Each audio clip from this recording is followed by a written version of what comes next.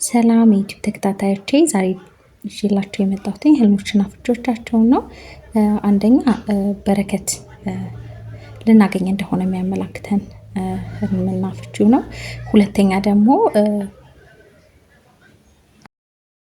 ልንቀርብ እንደሆነ የሚያመላክተን ህልሞችን እና ፍቾቻቸው ነው። ሶስተኛ ደግሞ በቡና ዙሪያ የሚታዩ ህልሞችን ነው የምነግራችሁ ማለት ነው በዚህኛው ቪዲዮዬ።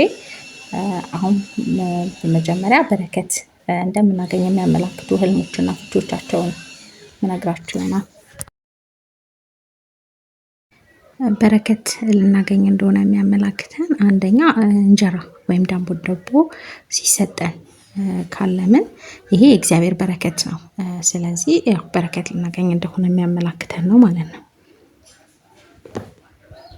ሌላኛው ስንዴ ወይም ደግሞ በአጠቃላይ የአዝርት አይነቶችን ተሰጥቶን ወደ ቤታችን ስንገባ ካለምን ወይም ደግሞ መግዛትን ያመላክታል። ትልቅ የእግዚአብሔር በረከት ነው። የእግዚአብሔር በረከት እንደምናገኝ የሚያመላክተን ነው ማለት ነው። ንፍሮ ሲሰጠንም ካለምን ይህም የሚያመላክተው በረከት እንደምናገኝ ነው። በቤታችን ውስጥ የእንጀራ ክምር ወይም ደግሞ ዳቦ ካለምን ይህም ጸጋ በረከት ነው። በጣም ቆንጆ ነው። በረከት እናገኝ እንደሆነ የሚያመላክተን ነው ማለት ነው። ሌላኛው ያው ብር ሲሰጠን ወይም ደግሞ በብዛት ስንቆጥር ካለምን ይሄም በረከት ነው። የምናገኘው ነገር አለ፣ ያንን ነው የሚያመላክተው። ልንቆርብ እንደሆነ ደግሞ የሚያመላክቱ ህልሞች አንደኛ ነጭ ህብስት ስንቀበል ካለምን ልንቆርብ እንደሆነ የሚያመላክት ነው። ስንዴም ሲሰጠን ካለምን ይሄም ቁርባንን ነው የሚያመላክተው።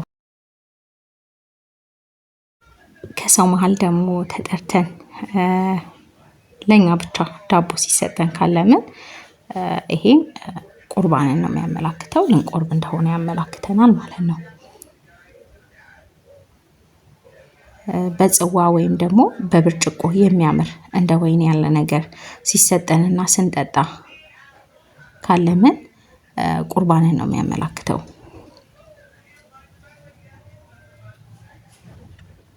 በቅዳሴ ሰዓት ደግሞ በእንቅልፍ ሸለብታ ማለት ነው ስንቆርብ ካለምን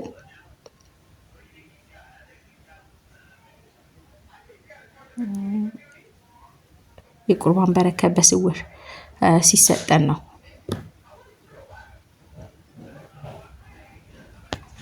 ከሰው መሀል ደግሞ ተጠርተን ያለ ተራ ማለት ነው ህብስት ሲሰጠን ካለምን በቅርቡ ልንቆርብ እንደሆነ የሚያመላክተን ነው።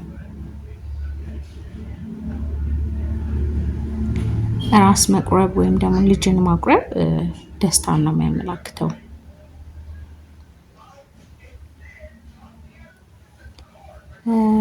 መሶበ ወርቅ ደግሞ ሲሰጠን ማለት ነው ካለምን ቁርባን ነው ይሄ የሚያመላክተው፣ እንደምንቆርብ የሚያመላክት ነው። መሶበ ወርቅ ሲሰጠን ይዘን ወደ ቤት ስንገባ ካለምን እመቤታችን በበረከት ቤት ስትገባ ነው። በጣም ቆንጆ ነው።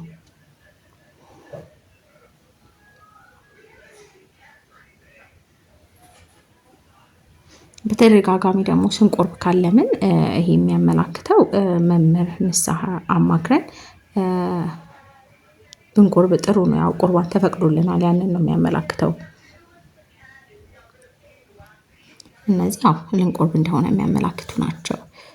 አሁን ደግሞ ያው በቡና ዙሪያ የሚታዩ ህልሞች ነው የምነግራችሁ። አንድ ሰው በህልሙ ቡና ሲቆላ ካለመ እንግዳ የሆነ ሰው ወደ ቤቱ ሊመጣ እንደሆነ የሚያመላክተው ነው። የቡናን ማሳን ማለም ደግሞ ጭንቀትና አበሳ ወደ ቤታችን ሊመጣ እንደሆነ የሚያመላክት ስለሆነ ያው መጸለይ ይኖርብናል ማለት ነው። ቡና ስናፈላ ደግሞ ካለመን ይሄ ነገርን ነው የሚያመላክተው። ግን አፍልተን ስንጠጣ ከሆነ ግን በህይወታችን እርካታ ልናገኝ እንደሆነ የሚያመላክት ነው። ይሄ ቆንጆ ነው መጠጣቱ ሲሆን ማለት ነው። ማፍላቱ ግን ያው ነገርን ነው የሚያመላክተው። ቡና ሲወቀጥ ካለምን ደግሞ ስማችን ሊጠፋ እንደሆነ፣ ሌሎች ሰዎች ስማችንን ሊያጠፉት እንደሆነ፣ ባላረግነው ባልሆነው ነገር ስማችን ሊጠፋ እንደሆነ የሚያመላክት ነው። የቡና ፍሬ ካለምን የቡና ፍሬ ያው ሲሳይን ነው የሚያመላክተው። ሲሳይ የቡና ፍሬ ማለት ነው።